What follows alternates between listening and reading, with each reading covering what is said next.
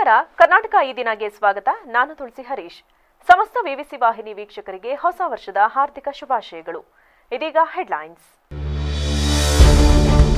ಹೊಸ ವರ್ಷಾಚರಣೆಗೆ ಕಿಕ್ಕಿರಿದ ಜನಸಂದಣಿ. ಮನೆಗೆ ತೆರಳಲು ಪರದಾಟ, ಪೊಲೀಸರಿಂದ ಲಾಠಿ ಚಾರ್ಜ್. ಬೆಂಗಳೂರಿನ ಎಂಜಿ ರಸ್ತೆಯಲ್ಲಿ 10 ಅವಾಂತರ. ಪೂಂಚ್ನಲ್ಲಿ ಸೇನಾ ವಾಹನ ಅಪಘಾತ, ಚಿಕಿತ್ಸೆ ಫಲಿಸದೆ ಕೊಡಗು ಯೋಧ ದಿವಿನ್ ಸಾವು. ಸೇನಾ ಗೌರವದೊಂದಿಗೆ ಹುಟ್ಟೂರಿನಲ್ಲಿ ಅಂತ್ಯಕ್ರಿಯೆ. ಪ್ರೀತಿಯಲ್ಲಿ ಮೂಡಿದ ವಿರಸ, ಪ್ರಿಯಕರನಿಗೆ ಚಾಕುವಿನಿಂದ ಇರಿದ ಯುವತಿ. ಯುವಕನ ಸ್ಥಿತಿ ಗಂಭೀರ, ಯುವತಿ ಎಸ್ಕೇಪ್.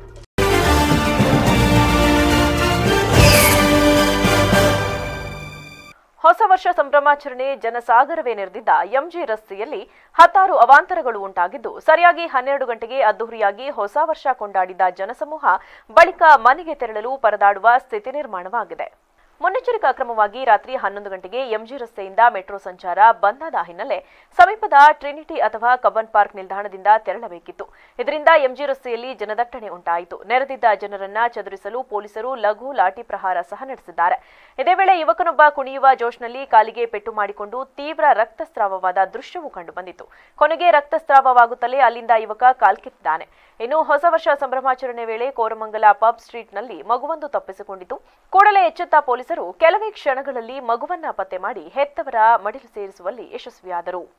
ಜಮ್ಮು ಮತ್ತು ಕಾಶ್ಮೀರದ ಪೂಂಚ್ನಲ್ಲಿ ಸಂಭವಿಸಿದ ಸೇನಾ ವಾಹನ ಅಪಘಾತದಲ್ಲಿ ಗಾಯಗೊಂಡು ಕೊನೆಯುಸಿರೆಳೆದಿದ್ದ ಯೋಧ ಕೊಡಗಿನ ದಿವಿನ್ ಅಂತ್ಯಕ್ರಿಯೆ ಬುಧವಾರ ಕೊಡಗು ಜಿಲ್ಲೆಯ ಸೋಮವಾರಪೇಟೆ ತಾಲೂಕಿನ ಆಲೂರು ಸಿದ್ದಾಪುರ ಗ್ರಾಮದಲ್ಲಿ ನಡೆಯಿತು. ಶ್ರೀನಗರ ಕಮಾಂಡೋ ಆಸ್ಪತ್ರೆಯಲ್ಲಿ ಚಿಕಿತ್ಸೆ ಪಡೆಯುತ್ತಿದ್ದ ದಿವಿನ್ ಕಳೆದ 2 ದಿನಗಳ ಹಿಂದಷ್ಟೇ ಹುತಾತ್ಮರಾದರು. ಮಂಗಳವಾರ ಶ್ರೀನಗರದಿಂದ ವಿಶೇಷ ವಿಮಾನದ ಮೂಲಕ ದಿವಿನ್ ಪಾರ್ಥಿವ ಶರೀರವನ್ನು ಬೆಂಗಳೂರಿಗೆ ತರಲಾಯಿತು. ಈ ಸಂದರ್ಭದಲ್ಲಿ ಮೈಸೂರು ಕೊಡಗು ಸಂಸದ ಯದುವೀರ್ ಒಡೆಯರ್ ಅವರು ವೀರ ಯೋಧನಿಗೆ ನಮನ ಸಲ್ಲಿಸಿದರು. ಆಲೂರು ಸಿದ್ದಾಪುರಕ್ಕೆ ಮಂಗಳವಾರ ರಾತ್ರಿಯೇ ಪಾರ್ಥಿವ ಶರೀರ ತಲುಪಲಿದ್ದು, ಕುಶಾಲನಗರ ಸರ್ಕಾರಿ ಆಸ್ಪತ್ರೆಯಲ್ಲಿ ಪಾರ್ಥಿವ ಶರೀರ ಇರಿಸಲಾಗಿತ್ತು. ನಂತರ ಬುಧವಾರ ಬೆಳಗ್ಗೆ 8:30 ಸುಮಾರಿಗೆ ಅಲ್ಲಿಂದ ಆಲೂರು ಸಿದ್ದಾಪುರಕ್ಕೆ ಪಾರ್ಥಿವ ಶರೀರ ತೆಗೆದುಕೊಂಡು ಹೋಗಲಾಗಿದ್ದು, ನಂತರ 10:30 ಸುಮಾರಿಗೆ ಸಿದ್ದಾಪುರದ ಸರ್ಕಾರಿ ಶಾಲಾ ಮೈದಾನದಲ್ಲಿ ಸಾರ್ವಜನಿಕರ ಅಂತಿಮ ದರ್ಶನಕ್ಕೆ ಅವಕಾಶ ಮಾಡಿಕೊಡಲಾಗಿದ್ದು, ಸುಮಾರು 2.5 ಗಂಟೆಗಳ ಕಾಲ ಸಾರ್ವಜನಿಕರ ಅಂತಿಮ ದರ್ಶನಕ್ಕೆ ವ್ಯವಸ್ಥೆ ಕಲ್ಪಿಸಲಾಗಿತ್ತು. ದರ್ಶನ ಮುಗಿಯುತ್ತಿದ್ದಂತೆ ಸೇನಾ ಗೌರವದೊಂದಿಗೆ ದಿವಿನ್ ಅವರ ತೋಟದಲ್ಲಿರುವ ತಂದೆಯ ಸಮಾಧಿ ಬಳಿಗೆ ಅಂತ್ಯಕ್ರಿಯೆ ನಡೆಸಲಾಯಿತು. ಇಬ್ಬರ ನಡುವಿನ ಪ್ರೀತಿಯಲ್ಲಿ ಮೂಡಿದ ವಿರಸ ಹಿನ್ನೆಲೆಯಲ್ಲಿ ಪ್ರಿಯತಮೆ ಭವಾನಿ ಎಂಬಾಕೆಯೇ ಪ್ರಿಯಕರನಿಗೆ ಚಾಕುವಿನಿಂದ ಬಲವಾಗಿ ಇರಿದು ಪರಾರಿಯಾಗಿರುವ ಸಿನಿಮೀಯ ಘಟನೆ ನಗರದ ಬಿಎಂ ರಸ್ತೆಯಲ್ಲಿರುವ ಪ್ರತಿಷ್ಠಿತ ಖಾಸಗಿ ಹೋಟೆಲ್ ಎದುರು ನಡೆದಿದೆ. ಇರಿತಕ್ಕೆ ಒಳಗಾಗಿರುವ ಯುವಕ ಮನುಕುಮಾರ್ ಸ್ಥಿತಿ ಗಂಭೀರವಾಗಿದ್ದು, ನಗರದ ಹಿಂಸಾಸ್ಪತ್ರೆಯಲ್ಲಿ ಸಾವು ಬದುಕಿನ ನಡುವೆ ಹೋರಾಡುತ್ತಿದ್ದಾನೆ. ತಾಲೂಕಿನ ಗುಡುಗನಹಳ್ಳಿ ಗ್ರಾಮದ ಮನುಕುಮಾರ್ ಹಾಗೂ ಭವಾನಿ ಪರಸ್ಪರ ಪ್ರೀತಿಸುತ್ತಿದ್ದರು. ಜೊತೆಯಲ್ಲಿಯೇ ವಿದ್ಯಾಭ್ಯಾಸ ಮಾಡಿದ್ದರಿಂದ ಕ್ರಮೇಣ ಇಬ್ಬರ ನಡುವೆ ಪ್ರೀತಿ ಮೂಡಿತ್ತು. ಪರಸ್ಪರ ಪ್ರೀತಿಸಿ ಮದುವೆಯಾಗಲು ನಿರ್ಧರಿಸಿದ್ದರು. ಮನುಕುಮಾರ್ ಹಾಸನದಲ್ಲಿ ಹಾರ್ಡ್ವೇರ್ ಮತ್ತು ಪ್ಲೈವುಡ್ ಅಂಗಡಿ ಇಟ್ಟುಕೊಂಡಿದ್ದ. ಈ ನಡುವೆ ಕೆಲ ದಿನಗಳಿಂದ ಇಬ್ಬರ ನಡುವೆ ಮನಸ್ತಾಪ ಮೂಡಿ ಪರಸ್ಪರ ದೂರಾಗಿದ್ದರು. ನಿನ್ನೆ ರಾತ್ರಿ ಹೊಸ ವರ್ಷಾಚರಣೆಗೆ ಸ್ನೇಹಿತರ ಜೊತೆ ಖಾಸಗಿ ಹೋಟೆಲ್ಗೆ ಮನುಕುಮಾರ್ ಬಂದಿದ್ದ. ಈ ವಿಷಯ ತಿಳಿಸಿದ್ದ ಭವಾನಿ ಪ್ರಿಯಕರನಿಗೆ ಪದೇ ಪದೇ ಕಾಲ್ ಮಾಡಲು ಆರಂಭಿಸಿದ್ರು. ಆತ ಫೋನ್ ರಿಸೀವ್ ಮಾಡದೇ ಇದ್ದಾಗ, ಮಾಡಿದ್ರು ಸರಿಯಾಗಿ ಮಾತನಾಡದೇ ಇದ್ದಾಗ ತಡರಾತ್ರಿ 12:30ಕ್ಕೆ ಭವಾನಿಯೇ ಹೋಟೆಲ್ ಬಳಿ ಬಂದು ನಿಂತಳು. ಅಲ್ಲೇ ಬಿದ್ದಿದ್ದ ಎಂಟ್ರಿ ಪಾಸ್ ಹಾಕಿಕೊಂಡು ಗೇಟ್ ಒಳಗೂ ಹೋದ್ಲು. ಅದೇ ವೇಳೆಗೆ ಮನುಕುಮಾರ್ ಗೇಟ್ ಬಳಿ ಆಗಮಿಸಿದ. ನೋಡುತ್ತಲೇ ಒಬ್ಬರ ನಡುವೆ ಮಾತಿಗೆ ಮಾತು ಶುರುವಾಗಿದೆ. ಕಡೆಗೆ ಜಗಳಕ್ಕೂ ಇಳಿದ್ರು. ಮನುಕುಮಾರ್ ಜೊತೆಯಲ್ಲಿದ್ದ ಸ್ನೇಹಿತರು ಜಗಳ ಬಿಡಿಸಲು ಮುಂದಾದ್ರೂ ಪ್ರಯೋಜನ ಆಗಲಿಲ್ಲ. ಈ ವೇಳೆ ಸಿಟ್ಟಿಗೆದ್ದ ಭವಾನಿ ಏಕಾಏಕಿ ಚಾಕುವಿನಿಂದ ಮನುಕುಮಾರ್ಗೆ ಇರಿದಿದ್ದಾಳೆ. ಇದಕ್ಕಾಗಿ ಮೊದಲೇ ಸಿದ್ಧತೆ ಮಾಡಿಕೊಂಡು ಬಂದಿದ್ದಳು ಎನ್ನಲಾಗಿದೆ. ಕೂಡಲೇ ಕುಸಿದು ಬಿದ್ದ ಮನುಕುಮಾರ್ನನ್ನ ಜಿಲ್ಲಾಸ್ಪತ್ರೆಗೆ ದಾಖಲು ಮಾಡಿದ್ದು, ಐಸಿಯುನಲ್ಲಿ ಚಿಕಿತ್ಸೆ ಪಡೆಯುತ್ತಿದ್ದಾನೆ. ಸ್ಥಳಕ್ಕೆ ಭೇಟಿ ನೀಡಿ ಪರಿಶೀಲನೆ ನಡೆಸಿದ ಬಡಾವಣೆ ಠಾಣೆ ಪೊಲೀಸರು ಪ್ರಕರಣ ದಾಖಲಿಸಿ ತನಿಖೆ ಕೈಗೊಂಡಿದ್ದಾರೆ.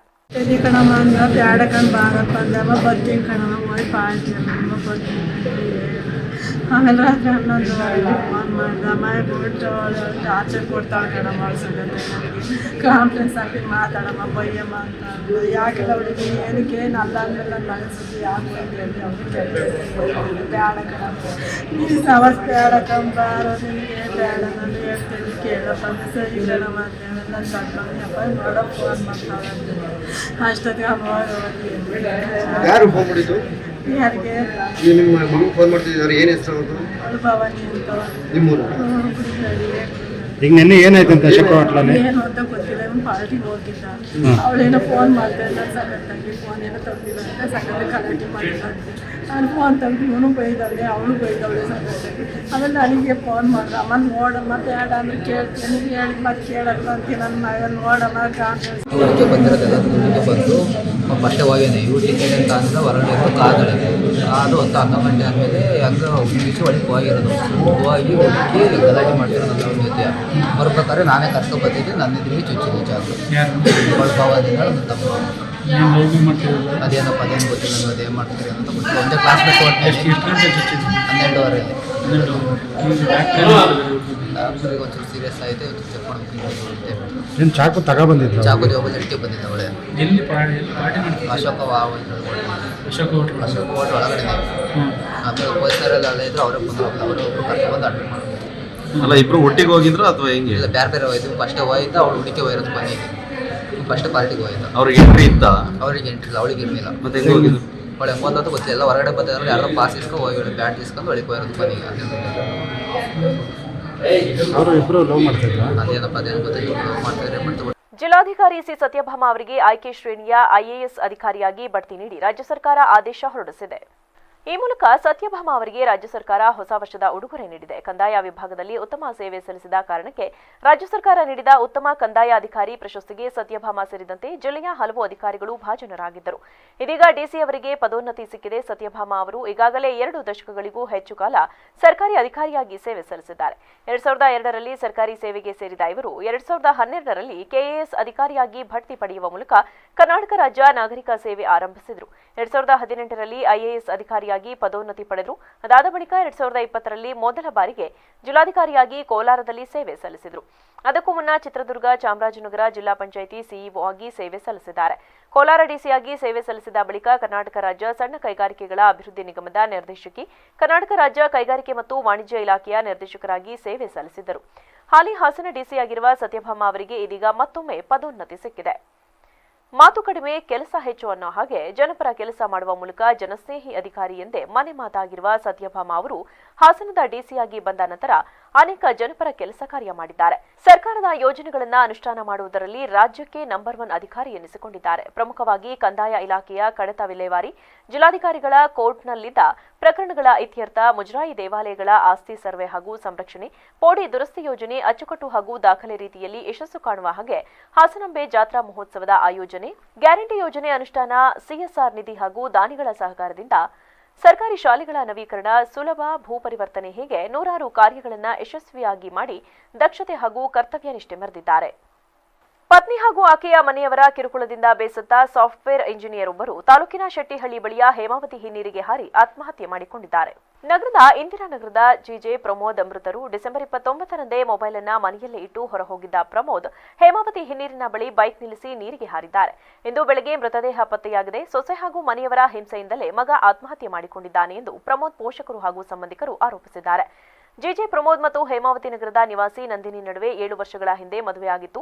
ದಂಪತಿಗೆ ಮುದ್ದಾದ ಮಗು ಇದೆ. ಪ್ರಮೋದ್ ಬೆಂಗಳೂರಿನ ಬೆಂಚ್ ಕಂಪನಿಯಲ್ಲಿ ಕೆಲಸ ಮಾಡುತ್ತಿದ್ರೆ ನಂದಿನಿ ಪ್ರೊಫೆಸರ್ ಆಗಿದ್ದರು. ಇತ್ತೀಚೆಗೆ ಪತ್ನಿ ಮತ್ತವರ ಕಡೆಯಿಂದ ಕಿರುಕುಳ ಹೆಚ್ಚಾಗಿದ್ದರಿಂದ ಪ್ರಮೋದ್ ಸಾಕಷ್ಟು ಮನನೊಂದಿದ್ದ ಎನ್ನಲಾಗಿದೆ. ಆದರೆ ಕುಟುಂಬದ ಮರ್ಯಾದೆಗೆ ಅಂಜಿ ಹೆತ್ತವರ ಬಳಿ ಪ್ರಮೋದ್ ಏನನ್ನೂ ಹೇಳಿಕೊಂಡಿರಲಿಲ್ಲ. ಇತ್ತೀಚೆಗೆ ಹಾಸನಕ್ಕೆ ಬಂದಿದ್ದ ಪ್ರಮೋದ್ ಡಿಸೆಂಬರ್ 29ರಂದು ಮೊಬೈಲ್ ಅನ್ನ ಮನೆಯಲ್ಲೇ ಇಟ್ಟು ಟಿವಿಎಸ್ ಜುಪಿಟರ್ ಬೈಕ್ನಲ್ಲಿ ಮನೆಯಿಂದ ಹೊರಹೋಗಿದ್ದ. ಸಂಜೆ ಆದರೂ ಮನೆಗೆ ಬಂದಿರಲಿಲ್ಲ. ಮಾರನೇ ದಿನವೂ ಕಾಣಲಿಲ್ಲ. ಇದರಿಂದ ಆತಂಕಗೊಂಡು ಪೋಷಕರು ಎಲ್ಲ ಕಡೆ ಹುಡುಕಾಡಿದ್ರು. ಕಡೆಗೆ ಬಡಾವಣೆ ಪೊಲೀಸರಿಗೆ ದೂರು ನೀಡಿದ್ದರು. 3 ದಿನಗಳ ನಂತರ ಹೇಮಾವತಿ ನದಿ ಸೇತುವೆ ಬಳಿ ಪ್ರಮೋದ್ ಅವರ ಮೃತದೇಹ ಕಂಡು ಬಂದಿದೆ. ಇದನ್ನು ಗಮನಿಸಿದ ಸ್ಥಳೀಯರು ಬೈಕ್ನ ಡ್ಯಾಶ್ಬೋರ್ಡ್ನಲ್ಲಿದ್ದ ಪಾಸ್ಬುಕ್ ಪರಿಶೀಲಿಸಿ ಪೋಷಕರಿಗೆ ಕರೆ ಮಾಡಿ ಮಾಹಿತಿ ನೀಡಿದರು. ಅಗ್ನಿಶಾಮಕ ಸಿಬ್ಬಂದಿ ಹಾಗೂ ಪೊಲೀಸರು ಸ್ಥಳಕ್ಕೆ ತೆರಳಿ ಮೃತದೇಹ ಹೊರತೆಗೆದರು. ಸರ್ ಏನಿಲ್ಲ ಸರ್, ನಾವು ಮದುವೆ ಮಾಡಿ 7 ವರ್ಷ ಆಯ್ತು. 7 ವರ್ಷದಿಂದ ಇವಳು ನಮ್ಮ ಮನೆ ಸೊಳ್ಳೆ ಮಾಡಕ್ ಬಂದಿಲ್ಲ. ಆದ್ರೂ ನನ್ನ ಮಗ ಮರ್ಯಾದೆಗೆ ಹಂಚ್ಕೊಂಡು ನಮ್ಗೆ ಏನು ಹೇಳಿಲ್ಲ ಸರ್. ಮದುವೆ 2 ವರ್ಷಕ್ಕೆ ಏನ್ ಮಾಡಿದ, ಇವರು ಹೋಗಿ ಗಲಾಟೆ ಮಾಡಿ ಹೊಡೆದ್ಬಿಟ್ಟು ಇದು ಮಾಡಿ ಖಾಲಿ ಪೇಪರ್ ಸೈನ್ ಹಾಕಿ ಬಂದ್ರು. ಖಾಲಿ ಪೇಪರ್ ಸೈನ್ ಹಾಕಿ ಬಂದ್ರು ನನ್ನ ಮಗ ಹಿಂಗ್ ಹಾಕಿದ್ದಾರೆ ಅಂತ ಅಂದ. ನಾನು ಮತ್ತೆ ಗೊತ್ತಿನ ಬಿಡು ಅಂತ ಅಂದು. ಆಮೇಲೆ ಯಾರು ನಿಮ್ಮಂತರ ಏನಂದ್ರು, ಸ್ಟೇಷನ್ ಕಂಪ್ಲೇಂಟ್ ಕೊಡಿ ಅಂದ್ರು. ಕಂಪ್ಲೇಂಟ್ ಕೊಟ್ಟರು. ಸಾಹೇಬ್ರು ಏನ್ ಖಾಲಿ ಪೇಪರ್ ಸೈನ್ ಹಾಕಿ ತಂಗ ಬಂದು ಕೊಡು ಅಂತ ಅಂದ್ರೆ ಕೊಡ್ನಲ್ಲ ಸರ್. 5 ಗಂಟೆ ತಗೋಬಾರ ನೀವು ಅಂತ ಆದೇಶ ಇದು ಮಾಡಿದಾಗ ಆಗ 5:15 ತಗೊಬಂದು ಕೊಟ್ಟ. ಆಮೇಲೆ ಆಗ ಯಾವ್ದು ಬೇಡಪ್ಪ ನೋಡು, ಹುಡುಗ ಒಳ್ಳೇದಿದ್ದಾನೆ, ಬುದ್ಧಿವಂತಿದ್ದಾನೆ, ಏನ್ ಅಡ್ಜಸ್ಟ್ ಮಾಡ್ಕೊಂಡು ಹೋಗು ಅಂತ ಹೇಳಿ ಎಲ್ಲ ಇದು ಮಾಡಿದ್ರು. ಇವನೇ ಅವ್ರ ಅಪ್ಪ, ಅವರ ಮಗಳು, ಅವನ ಬಾಮೈದ ಸ್ವಾಮಿ ಅಂತ ಅವ್ರು ಬಂದ್ರು ಆಗ ಅಲ್ಲಿ. ಆಮೇಲೆ ಯಾರು ಇದು ಚನ್ನಪಟ್ಟಣದವರೊಬ್ರು ಕರ್ಕೊಂಡ್ ಬಂದ್ರು. ಅವ್ರು ಹೇಳಿದ್ರು, ಅವರೆಲ್ಲ ಬೋದು ಕಳಿಸಿ ಇದು ಮಾಡಿದ್ರು. ಆಗ ಸುಮ್ಮನೆ ಆಯ್ತು ಸರ್. ಮತ್ತೆ ಇನ್ನೊಂದ್ಸತಿ ನನಗೆ ಊಟ ಕರ್ಕೊಂಡು ಹೋಗಲ್ಲ, ನನಗೆ ಪಾನಿಪುರಿ ಕೊಡ್ಸಾಕಲ್ಲ, ನನಗೆ ತಿಂಡಿ ತಿನ್ಸಕ್ಕಲ್ಲ ಅಂತ ಹೇಳಿ ಒಂದ್ಸತಿ ಕಂಪ್ಲೇಂಟ್ ಮಾಡಿ ರವೀಶ್ ಅಂತ ಡಾಕ್ಟ್ರು ಹುಲ್ಕಲ್ಲರು ಆಮೇಲೆ ಅವ್ರ ತಗ ಹೋದಾಗ ಅವರು ಅಂತ ಅಂದ ಇದು ಯಾವ ಇದು ಅಂತ ಇದು ಮಾಡ್ತಾರೆ. ಮತ್ತೆ ನೀವು ಹೇಳ್ಬೋದು ಸರ್ ಅಂತ ನಾನು ಅಂತ ಅಂದ ಅದು ಬಿಡಿ ಅವೆಲ್ಲ ಏನಾಯ್ತು ಅಂತ ಹೇಳೋದು ಸುಮ್ಮನೆ ಅದು 3 ಸರಿ ಆಯ್ತು ಸರ್. ಮತ್ತೆ ನೋಡಿ ಸರ್ ಈಗ ಮನೇಲಿ ಹೆಂಗ್ ಮಾಡಿದ್ದಾರೆ ಅಂತ ಈಗ ಮೊನ್ನೆ ದಿವಸ ಈಗ 5 ತಿಂಗಳಲ್ಲಿ. ಈ ವೇಳೆ ಮಾತನಾಡಿದ ಪ್ರಮೋದ್ ತಂದೆ ಜಗದೀಶ್, ನನ್ನ ಮಗ ಬಿಇ ಮುಗಿಸಿ ಬೆಂಗಳೂರಿನಲ್ಲಿ ಎಂಜಿನಿಯರಿಂಗ್ ಕೆಲಸ ಮಾಡುತ್ತಿದ್ದ. ಮದುವೆ ಮಾಡಿ 7 ವರ್ಷ ಆಗಿದ್ದರೂ ಸೊಸೆ ನಮ್ಮ ಮನೆಗೆ ಬರುತ್ತಿರಲಿಲ್ಲ. ಆದರೂ ಕೂಡ ಮಗ ಮರ್ಯಾದೆಗೆ ಅಂಜಿ ಎಲ್ಲವನ್ನ ಸಹಿಸಿಕೊಂಡಿದ್ದ. ಸಾಂಸಾರಿಕ ಜಗಳದ ಬಗ್ಗೆಯೂ ಏನನ್ನ ಹೇಳಿಕೊಂಡಿರಲಿಲ್ಲ. ಈ ನಡುವೆ ಮಗನ ಮೇಲೆ ಹಲ್ಲೆ ಸಹ ನಡೆದಿತ್ತು ಎಂದು ದೂರಿದರು. ಕುಟುಂಬ ಸರಿಪಡಿಸಲು ರಾಜಿ ಪಂಚಾಯಿತಿ ನಡೆಸಿ ಹೊಂದಾಣಿಕೆಯಿಂದ ಹೋಗಲು ಬುದ್ಧಿವಾದ ಹೇಳಿ ಕಳುಹಿಸಲಾಗಿತ್ತು. ಆದರೂ ಸಣ್ಣಪುಟ್ಟ ಕಾರಣಕ್ಕೆ ಸೊಸೆ ಮಗನಿಗೆ ಕಿರುಕುಳ ನೀಡುತ್ತಿದ್ದಳು ಎಂದು ಅಳಲು ತೋಡಿಕೊಂಡರು. ಕಳೆದ 8 ತಿಂಗಳ ಹಿಂದೆಯೂ ಮಗನಿಗೆ ಸೊಸೆ ಕಡೆಯವರು ಥಳಿಸಿದ್ದರು ಎಂದು ಮೊಬೈಲ್ನಲ್ಲಿ ಇದ್ದ ಫೋಟೋ ಪ್ರದರ್ಶಿಸಿದರು. 9 ಗಂಟೆಗೆ ಮಾಡಿದಾಗ ನಾವು ಇಲ್ಲಿಯಾರ ಚೇತನ್ ಅಂತ ಹೇಳ್ಬಿಟ್ಟು ನಾವಿಲ್ಲಿ ಅಂತ ರಾಮಹಳ್ಳಿ ಅಂತಲೇ ಇಂಥ ರಾಮೇನಹಳ್ಳಿ ಅಂತಲೇ ಅಂದರು. ಆಮೇಲೆ ಏನು ಸರ್ ಸಮಾಚಾರ ಅಂತ ಅಂದು ಹಿಂಗೆ ಜಗದೀಶ್ ಅಂತ ನೀವೇನೇ ಅಂದರು. ಹೌದು ಸರ್ ನಾನೇ ಅಂದೆ. ಆಮೇಲೆ ಏನು ಸಮಾಚಾರ ನಿಮ್ಮ ಗಾಡಿ ಇಲ್ಲಿ ಐತಲ್ಲ ಅಂತಂದರು. ಯಾವುದು ಸರ್ ಗಾಡಿ ಅಂದರೆ ಜೂಪಿಟರು ಅಂದರು. ನಮ್ಮದೇ ಸರ್ ಅದು ಅಂತ ಅಂದೆ. ಆಮೇಲೆ ನಿಮ್ಗೆ ಹೆಂಗೆ ಗೊತ್ತಾಯ್ತು ಸರ್ ಅಂತಂದೆ. ನಿಮ್ಮ ಇದರಲ್ಲಿ ಪಾಸ್ಬುಕ್ ಇದೆ, ಪಾಸ್ಬುಕ್ಕಲ್ಲಿ ನೋಡ್ಕೊಂಡು ನಾವು ನಿಮಗೆ ಇದು ಮಾಡ್ತಾಯಿದ್ದೀನಿ ನೋಡಿ ಗಾಡಿ ಇಲ್ಲಿದೆ ಅಂತೇಳಂದರು. ಆಗ ನಾವೇ ಮಾಡಿದು ಬಂದುಬಿಟ್ಟು ಇಲ್ಲಿ ನೋಡಿದೆ ಸರ್. ನೋಡಿದಾಗ ನಮ್ಮದೇ ಗಾಡಿ ಆಯಿತು. ಇನ್ನು ನನ್ನ ಮಗ ನೆನ್ನಿಂದ ಕಾಣ್ತಾ ಇಲ್ಲ ಸರ್. ಅದಕ್ಕೆ ನಮಗೆ ಹುಡುಕಿ ಕೊಡಿ ಅಂತೇಳಿ ಸ್ಟೇಷನ್ಗೆ ಕಂಪ್ಲೇಂಟ್ ಕೊಟ್ಟು ನಿನ್ನೆ FIR ಎಲ್ಲ ಮಾಡಿಸಿದ್ವಿ. ಅವ್ರ ಮನೆ ಕಡೆಯವರು ಟಾರ್ಚಲ್ಲೇ ಜಾಸ್ತಿ ಆಗಿ ನಮಗೆ ಈಗ ಸರ್. ಅಪ್ಪ ಮಗ ಸರ್ ತಮ್ಮ ಅವ್ನ ಬಾಮೈದು ಒಬ್ಬ ಇದ್ದಾನೆ ಸರ್. ಅವ್ರು 4 ಜನ ಟಾರ್ಚರ್ ಕೊಟ್ಟು ನನ್ನ ಮಗನಿಗೆ ಈ ಥರ ಇದು ಮಾಡಿದ್ದಾರೆ ಸರ್. ಕೊಡಿ ಅಂತೇಳಿ ನಾವು ಅದೇ ರೀತಿ ಕಂಪ್ಲೇಂಟ್ ಕೊಟ್ಟಿದ್ದೀವಿ ಸರ್. ಲೋಕಲ್ ನಿನ್ನೆ ಗೌರವ ಸಬ್ ಇನ್ಸ್ಪೆಕ್ಟರ್ ಬಂದರು. ಸುತ್ತೂರು ಶ್ರೀ ಕ್ಷೇತ್ರದಲ್ಲಿ ಆದಿಜಗದ್ಗುರು ಶ್ರೀ ಶಿವರಾತ್ರೀಶ್ವರ ಶಿವಯೋಗಿಗಳವರ ಜಾತ್ರಾ ಮಹೋತ್ಸವವು ಜನವರಿ 26ರಿಂದ 31ರವರೆಗೆ ಶ್ರೀ ಶಿವರಾತ್ರಿ ದೇಶಿಕೇಂದ್ರ ಮಹಾಸ್ವಾಮಿಯವರ ದಿವ್ಯ ಸಾನ್ನಿಧ್ಯದಲ್ಲಿ ನಡೆಯಲಿದೆ ಎಂದು ವೀರಶೈವ ಸಮಾಜದ ಮುಖಂಡರಾದ ದಿವಾನ್ ದೇವರಾಜು ತಿಳಿಸಿದರು.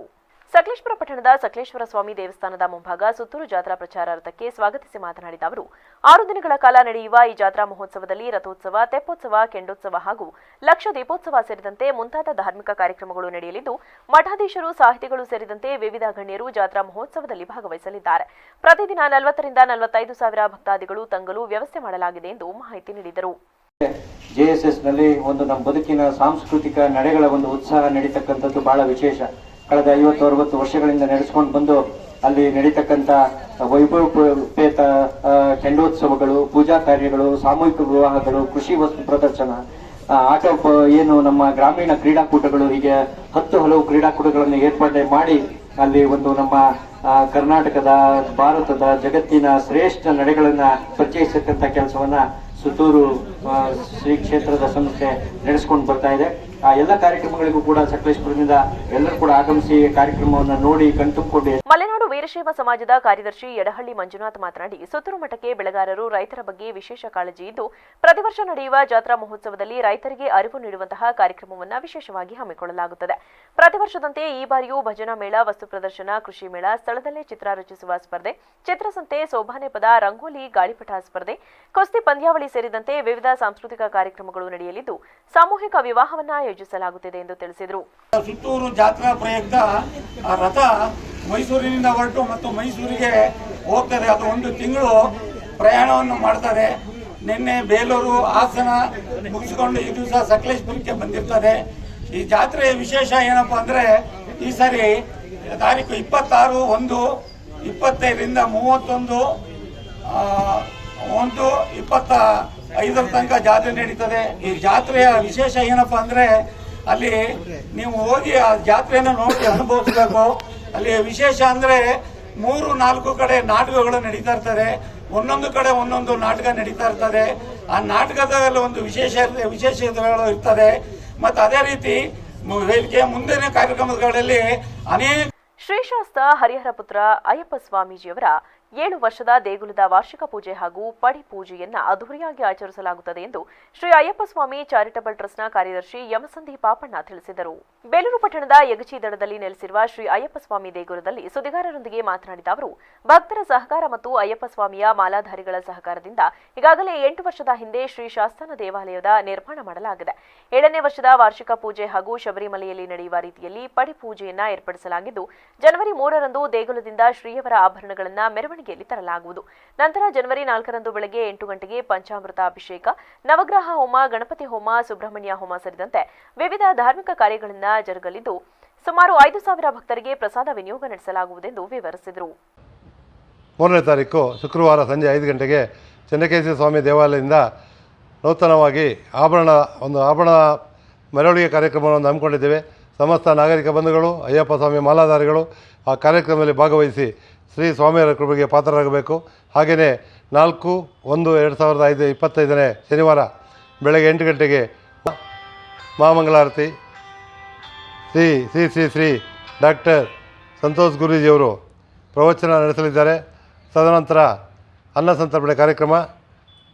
ತದನಂತರ 4 ಗಂಟೆಗೆ ಸ್ವಾಮಿಯವರ ಉತ್ಸವ ಮೂರ್ತಿಯನ್ನು ನಗರದ ಪ್ರಮುಖ ಬೀದಿಗಳಲ್ಲಿ ಚೆಂಡೆ ಮೇಳ ವಾದ್ಯಗೋಷ್ಠದೊಂದಿಗೆ ಭಜನಾ ತಂಡದೊಂದಿಗೆ ಮೆರವಣಿಗೆಯನ್ನು ಮಾಡಿ ಶ್ರೀ ಕ್ಷೇತ್ರಕ್ಕೆ ತಂದು ವಿಸರ್ಜಿಸಲಾಗುವುದು. ಹಾಗೆಯೇ 5ನೇ ತಾರೀಕು ಐತಿಹಾಸಿಕವಾದ ಪಡಿಪೂಜೆ ಕಾರ್ಯಕ್ರಮವನ್ನು ಬೇಲೂರಿನಲ್ಲಿ ಹಮ್ಮಿಕೊಂಡಿದ್ದೇವೆ. ಪ್ರತಿ ವರ್ಷವೂ ಈ ಕಾರ್ಯಕ್ರಮ ಏನೀಗ 2018ರಲ್ಲಿ ದೇವಾಲಯ ಓಪನ್ ಆಯಿತು, ಅಲ್ಲಿಂದ ಇಲ್ಲಿವರೆಗೂ ನಿರಂತರವಾಗಿ. ಟ್ರಸ್ಟ್ನ ಕಾರ್ಯದರ್ಶಿ ಬಳ್ಳೂರು ವನಸಿರಿ ಉಮೇಶ್ ಮಾತನಾಡಿ 7 ವರ್ಷದ ಅದ್ದೂರಿ ವಾರ್ಷಿಕ ಪೂಜೆಗೆ ಹಲವಾರು ರೀತಿಯ ಪೂರ್ವ ಸಿದ್ಧತೆ ಮಾಡಿಕೊಂಡಿದ್ದು ಬಂದಂತಹ ಭಕ್ತರಿಗೆ ದಾಸೋಹದ ವ್ಯವಸ್ಥೆ ಕಲ್ಪಿಸಲಾಗಿದೆ. ಪ್ರತಿನಿತ್ಯ ಶಬರಿಮಲೆಯಲ್ಲಿ ನಡೆಯುವ ಪೂಜೆಯಂತೆ ಇಲ್ಲಿಯೂ ಸಹ ಪೂಜಾ ಕಾರ್ಯಗಳು ನಡೆಸಲಾಗುತ್ತದೆ ಎಂದರು. ಶ್ರೀ ಧರ್ಮಶಾಸ್ತ್ರ ಅಯ್ಯಪ್ಪ ಏನು ಟ್ರಸ್ಟ್ ಇದೆ, ಅವರೆಲ್ಲ ಸೇರಿ ಎಕ್ಚಿ ತಟದಲ್ಲಿ ಒಂದು ಅದ್ಭುತವಾದ ಅಯ್ಯಪ್ಪ ದೇವಸ್ಥಾನವನ್ನು ನಿರ್ಮಾಣ ಮಾಡಿ ಭಕ್ತರಿಗೆ ಸಾಕಷ್ಟು ಸೇವೆಯನ್ನು ಮಾಡ್ಕೊಂಡು ಬರ್ತಾ ಇದ್ದೀವಿ. ನಮ್ಮ ಎಲ್ಲ ಟ್ರಸ್ಟಿಗಳು ಇಲ್ಲಿನೇ ಸ್ನಾನಕ್ಕಿರ್ಬೋದು, ಭಕ್ತ ಪ್ರಸಾದಕ್ಕಿರ್ಬೋದು, ಎಲ್ಲ ರೀತಿಯ ವ್ಯವಸ್ಥೆಯನ್ನು ಉಚಿತವಾಗಿ ಮಾಡ್ಕೊಂಡು ಬರ್ತಾ ಇದೆ ನಮ್ಮ ಟ್ರಸ್ಟು ದೇವಸ್ಥಾನದ ವತಿಯಿಂದ. ಈಗ 7ನೇ ವರ್ಷದ ವಾರ್ಷಿಕೋತ್ಸವ ನಡೀತಿದೆ. ಈ ವಾರ್ಷಿಕೋತ್ಸವಕ್ಕೆ ಎಲ್ಲ ಸದ್ಭಕ್ತರು ಈ ಕಾರ್ಯಕ್ರಮದಲ್ಲಿ ಭಾಗಿಯಾಗಿ ಅಯ್ಯಪ್ಪ ಸ್ವಾಮಿಯ ಕೃಪೆಗೆ ಪಾತ್ರರಾಗಬೇಕಂತ ಈ ಸಂದರ್ಭದಲ್ಲಿ ನಮ್ಮ ಬೇಲೂರು ಅಯ್ಯಪ್ಪ ಸ್ವಾಮಿಯ ಅಂಬೇಡ್ಕರ್ ಅವರನ್ನ ರಾಜಕೀಯದಿಂದ ಹೊರಗಿಡದಿದ್ದರೆ ದಲಿತ ಸಮುದಾಯ ನಾಶವಾಗಲಿದೆ ಎಂದು ಊರಿಲಿಂಗ ಪೆದ್ದಿಮಠದ ಶ್ರೀ ಜ್ಞಾನಪ್ರಕಾಶ ಸ್ವಾಮೀಜಿ ಹೇಳಿದರು. ಬುಧವಾರ ಪಟ್ಟಣದ ಹಳೆ ತಾಲೂಕು ಕಚೇರಿ ಆವರಣದಲ್ಲಿ ಪರಿಶಿಷ್ಟ ಜಾತಿ ವರ್ಗಗಳ ಒಕ್ಕೂಟ ಹಾಗೂ ಭೀಮ ಕೊರೆಂಗ ವಿಜಯೋತ್ಸವ ಸಮಿತಿ ಹಮ್ಮಿಕೊಂಡಿದ್ದ ಭೀಮ ಕೊರೆಂಗ ವಿಜಯೋತ್ಸವ ಕಾರ್ಯಕ್ರಮದಲ್ಲಿ ಮಾತನಾಡಿದ ಅವರು, ಅಂಬೇಡ್ಕರ್ ಅವರನ್ನ ವಿವಿಧ ರಾಜಕೀಯ ಪಕ್ಷಗಳು ತಮ್ಮ ಅಗತ್ಯಕ್ಕೆ ತಕ್ಕಂತೆ ಬಳಸಿಕೊಳ್ಳುವ ಮೂಲಕ ದಲಿತ ಸಮುದಾಯವನ್ನ ಒಡೆದು ಹಾಕುತ್ತಿದ್ದಾರೆ. ಆದ್ದರಿಂದ ಸಮುದಾಯದಲ್ಲಿ ಒಗ್ಗಟ್ಟು ಮೂಡಿಸಬೇಕಾದರೆ ಅಂಬೇಡ್ಕರ್ ಅವರನ್ನ ರಾಜಕೀಯದಿಂದ ಹೊರಗಿಡುವ ಅಗತ್ಯವಿದೆ. ಮಾರಾಟವಾಗುವ ಸಮಾಜ ಎಂದಿಗೂ ಆಡಳಿತ ನಡೆಸುವ ಸಮಾಜವಾಗಲು ಸಾಧ್ಯವಿಲ್ಲ. ಆದ್ದರಿಂದ ರಾಜ್ಯದಲ್ಲಿ ಅಧಿಕಾರ ನಡೆಸಬೇಕಾದರೆ ಸ್ವಾಭಿಮಾನ ಬೆಳೆಸಿಕೊಳ್ಳುವುದು ತೀರಾ ಅಗತ್ಯವಿದೆ. ಅಂಬೇಡ್ಕರ್ ದಲಿತರ ಉದ್ಧಾರಕ್ಕಾಗಿ ಹಲವು ಸವಲತ್ತು ಕಲ್ಪಿಸಿದ್ರು, ಆದರೆ ಇವರು ನೀಡಿದ ಸೌಲಭ್ಯ ಬಳಸಿಕೊಳ್ಳುವಲ್ಲಿ ನಾವು ವಿಫಲರಾಗಿದ್ದೇವೆ. ರಾಜ್ಯದಲ್ಲಿ ನಾವು ಬಹುಸಂಖ್ಯಾತರಾದರೂ ಇಂದಿಗೂ ರಾಜ್ಯದಲ್ಲಿ ನಮ್ಮಿಂದ ಅಧಿಕಾರ ನಡೆಸಲು ಸಾಧ್ಯವಾಗಿಲ್ಲ. ಇದಕ್ಕೆಲ್ಲ ಕಾರಣ ಒಗ್ಗಟ್ಟಿನ ಕೊರತೆ ಎಂದರು. ಭೀಮಾ ಕೋರೆಗಾಂವ್ ಯುದ್ಧ 207 ವರ್ಷ. ಎಷ್ಟು ವರ್ಷ? 207 ವರ್ಷ. ಭೀಮಾ ಕೋರೆಗಾಂವ್ ವಿಜಯೋತ್ಸವ ಯಾಕೆ ನಡೀತು? ಅದರ ಉದ್ದೇಶ ಏನು? ಆ ಯುದ್ಧ ನಡೀಲಿಕ್ಕೆ ಕಾರಣ ಏನು? 500 ಜನ ಮಹರ್ ಸೈನಿಕರು 28,000 ಪೇಶ್ವೆಗಳ ಶಿರಚ್ಛೇದ ಮಾಡ್ತಾರೆ ಅಂದ್ರೆ ಅದು ಹೇಗೆ? ಯಾವ ಉದ್ದೇಶಕ್ಕೋಸ್ಕರವಾಗಿ ಭೀಮಾ ಕೋರೆಗಾಂವ್ ಯುದ್ಧ ನಡೀತು ಅಂತಕ್ಕಂಥದ್ರ ಸುದೀರ್ಘವಾದಂಥ ಚಿಂತನೆಗಳು ನಮ್ಮ ವಿಠಲ್ ವಗ್ಗನ್ನವರ ಪುಸ್ತಕದಲ್ಲೂ ಇದೆ, ಮತ್ತು ಇನ್ನೂ ಕೆಲವು ಪುಸ್ತಕಗಳು ದಾಖಲಾಗಿದೆ. ಬಾಬಾ ಸಾಹೇಬರು ಸಹ ಅದನ್ನು ದಾಖಲು ಮಾಡಿದ್ದಾರೆ. ಬಂಧುಗಳೇ, ಬಾಬಾ ಸಾಹೇಬ್ರು ಹೇಳೋದು, ಯಾವ ಸಮುದಾಯಕ್ಕೆ ತನ್ನ ಚರಿತ್ರೆ ಮತ್ತು ತನ್ನ ಸಂಸ್ಕೃತಿಯ ಅರಿವು ಆಗೋದಿಲ್ವೋ ಆ ಸಮುದಾಯ ಶಾಶ್ವತವಾಗಿ ನಾಶ ಆಗುತ್ತೆ. ಚಿಂತಕ ವಿಠಲ್ ವಗ್ಗಲ್ ಮಾತನಾಡಿ 1818ರಲ್ಲಿ ಕೋರೆಗಾಂವ್ನಲ್ಲಿ ನಡೆದ ಯುದ್ಧ ದಲಿತರ ಸ್ವಾಭಿಮಾನದ ಸಂಕೇತವಾಗಿದೆ. ಸ್ವಾಭಿಮಾನಕ್ಕೆ ಪೆಟ್ಟು ಬಿದ್ದರೂ ತಿರುಗಿ ಬೀಳದ ಸಮಾಜ ಎಂದಿಗೂ ಉದ್ಧಾರವಾಗಲು ಸಾಧ್ಯವಿಲ್ಲ. ಪೇಶ್ವೆಗಳ ನಿರಂತರ ಅವಮಾನವೇ ಭೀಮಾ ಕೋರೆಗಾಂವ್ ಯುದ್ಧಕ್ಕೆ ಕಾರಣ. 500 ದಲಿತ ಸೈನಿಕರು 28,000 ಪೇಶ್ವೆಗಳ ಸಂಹಾರ ನಡೆಸಿದ್ದು ಇತಿಹಾಸ. ದಲಿತ ಸೈನಿಕರ ಇಂತಹ ವೀರ ಹೋರಾಟವನ್ನ ಪ್ರತಿಯೊಬ್ಬ ದಲಿತ ಯುವಕರು ತಿಳಿದುಕೊಳ್ಳುವ ಅಗತ್ಯವಿದೆ ಎಂದರು. ಗುರಿಯಾಗಿರ್ತಕ್ಕಂಥ ಭೀಮಾ ಕೋರೆಗಾಂವ್ ವಿಜಯೋತ್ಸವವನ್ನು ಸಕಲೇಶ್ಪುರ ಪಟ್ಟಣದಲ್ಲಿ ಒಂದು 7-8 ವರ್ಷದಿಂದ ಹಮ್ಮಿಕೊಂಡು ಬರ್ತಾ ಇದ್ದೀನಿ. ಇದು ಇಲ್ಲಿನ ಜನಪ್ರತಿನಿಧಿಗಳ ಮತ್ತು ಹಿರಿಯರ, ಶಾಸಕ ಸಂಸದರ, ಪೊಲೀಸ್ ಅಧಿಕಾರಿಗಳ, ಪತ್ರಕರ್ತ ಮಿತ್ರರ ಎಲ್ಲರ ಸಹಾಯ ಸಹಕಾರದಿಂದ ನಮ್ಮ ಯುವಕರು ಒಂದು ಚಾರಿತ್ರಿಕವಾಗಿರ್ತಕ್ಕಂಥ ಈ ಸಾಂಸ್ಕೃತಿಕ ಸಂಪ್ರದಾಯವನ್ನು ಹಮ್ಮಿಕೊಂಡಿದ್ದಾರೆ. ಅದಕ್ಕೆ ಅವರಿಗೆ ಎಲ್ಲರಿಗೂ ಬೆನ್ನೆಲುಬಾಗಿ ನೀವು ನಿಂತದಕ್ಕಾಗಿ ನಿಮ್ಗೆಲ್ಲರಿಗೂ ಕೂಡ ನಾನು ವೈಯಕ್ತಿಕವಾಗಿರ್ತಕ್ಕಂಥ ಧನ್ಯವಾದಗಳನ್ನು ಸಲ್ಲಿಸುತ್ತೇನೆ. ನೇರವಾಗಿ ನನ್ನ ವಿಷಯಕ್ಕೆ ಬರುವ ಪೂರ್ವದಲ್ಲಿ